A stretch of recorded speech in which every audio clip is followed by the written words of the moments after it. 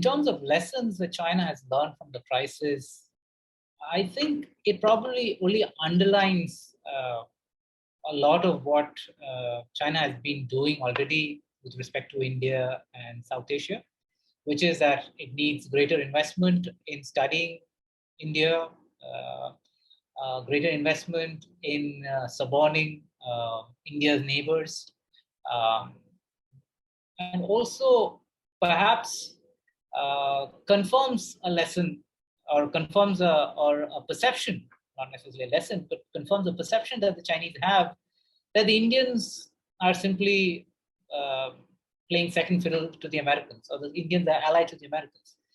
The Chinese simply cannot conceive of the possibility that countries like Japan, Philippines, India, or anybody else have agency, and that they might have their own views about China, and that they might have their own objections to what China is doing. Because the easiest thing for the Chinese narrative is to posit a China versus the United States scenario or a conflict. So it's easy to target the United States. It's easier to target the United States and explain away all these other little pinpricks as countries doing the bidding of the United States. And that is unfortunately going to be a bit of a problem. It is already a bit of a challenge for India because the Indians just don't seem to be able to get through to the Chinese that, look, you need to take us seriously, and that we have our own views and we have our own interests, and that we do not necessarily operate at the behest of the Americans.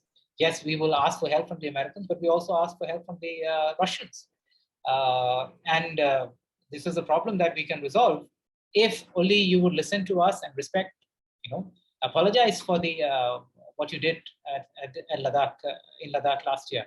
Walk back, meet your promises, admit your mistakes. If the Chinese were to do all of this, we get back to normal. I think pretty much.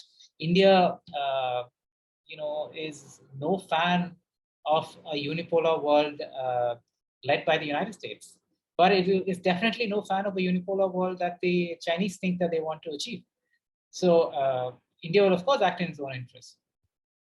This is a lesson, or this is a sort of an insight, perhaps, that the Chinese are simply unwilling to acknowledge. And that can lead us down dangerous paths going forward. If you enjoyed this video and want to learn more about the Eastern Ladakh crisis, please check out the other videos in our exclusive interview series here on our YouTube channel and visit stratlearning.org to enroll for free in Deterrence in Southern Asia.